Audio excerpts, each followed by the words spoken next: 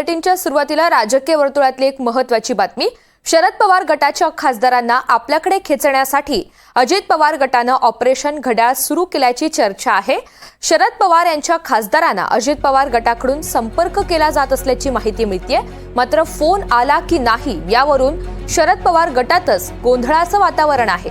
खासदार निलेश लंकेंनी कोणताही फोन आलेला नाही, कुणीही संपर्क केलेला नाही असं स्पष्ट केलंय। पण दुसरीकडे जितेंद्र आव्हाड यांनी मात्र खासदारांना फोन येत असल्याचा आरोप केलाय। मात्र रोहित पवार यांनी फोन आल्याच्या चर्चा असल्याचं म्हटलंय। त्यामुळे शरद पवार गटात एकवाक्यता दिसून येत नाहीये। दरम्यान अजित पवार गटाकडून खासदारांना फोन येत असल्यामुळे सुप्रिया सुळे यांनी प्रफुल्ल पटेल यांना फोन करून नाराजी व्यक्त केल्याचं कळतंय।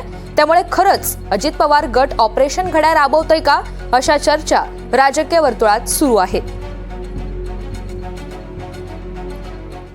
दरम्यान वर्ध्याचे शरद पवार गटाचे खासदार अमर काळे यांनी मोठा गौप्यस्फोट केलाय।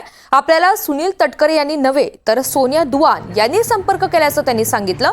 एनडीटीव्ही मराठीला अमर काळे यांनी एक्सक्लुझिव्ह प्रतिक्रिया दिली आहे। तटकरे यांचा फोन आम्हाला कधीच नव्हता, पण सोनिया दुआन यांचा फोन होता असं अमर काळे यांनी म्हटलंय।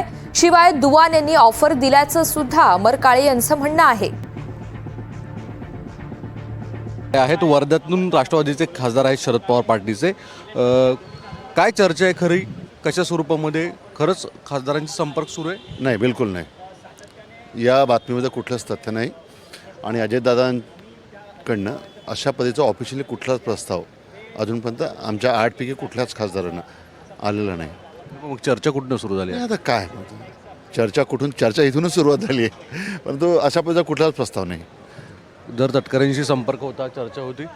नाही, तटकरे साहेबांसोबत आता पार्लमेंटमध्ये भेट झाली, पण त्यांच्याकडनं सुद्धा असा काही विषय नव्हता आणि आम्ही सर्व लोक इंटॅक्ट आहोत, काही विषय नाही।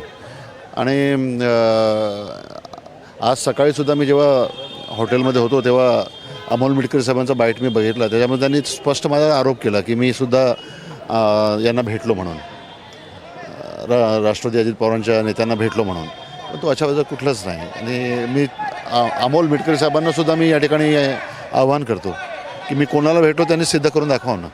आता ते जर टी व्हीवर बाईट देऊन राहिले आणि क्लिअर कट माझं नाव जर घेतात आहेत की अमर काळेसुद्धा भेटलेत, तर तुम्ही त्यांना विचारावं की कोणाला भेटले। मुद्दा असा अमरभाऊ तयार होतोय की अजित पवारांकडनं पार्टीकडनंच नाहीत फक्त बोलत, तर आव्हाडांचंही असं म्हणणं की काही खासदारांची संपर्क झाल्याची चर्चा आहे खूप। नाही, मी काय सांगतो की मधातले काही लोक, आता त्यांचं नाव मी घेत नाही, पण ते काही ऑफिशियली असं वाटत नाही,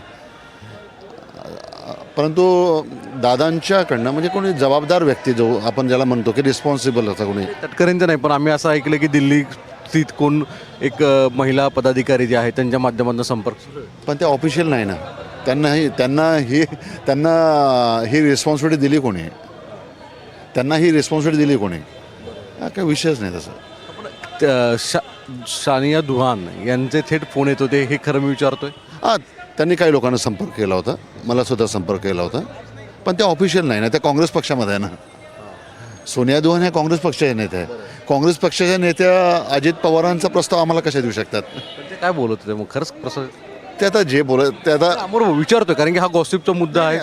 त्यांनी जे काही प्रस्ताव द्यायचा आहे तो प्रस्ताव दिला आम्हाला, परंतु मला हे सांगायचं वाटतं की सोनिया दुआन ह्या काँग्रेस पक्षाच्या नेत्या आहेत, त्या भारतीय राष्ट्रीय काँग्रेसमध्ये आहेत आणि त्या जर या ठिकाणी अजित पवार गटाचा प्रस्ताव जर आम्हाला देत असेल NCPचा, तर ते कसं काय हे होऊ शकतं, ऑफिशियल कसं होऊ शकतं?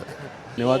आपल्याबरोबर अमर काळे जे वर्ध्याचे खासदार आहेत आणि त्यांनी थेट NDTVला सांगितलेलं आहे की सोनिया दुआन या काँग्रेसमध्ये आहेत आणि त्यांच्या मदतीने त्यांना धैर्यशील मोहिते पाटील इतर काही खासदारांना थेट संपर्क केले जात होते।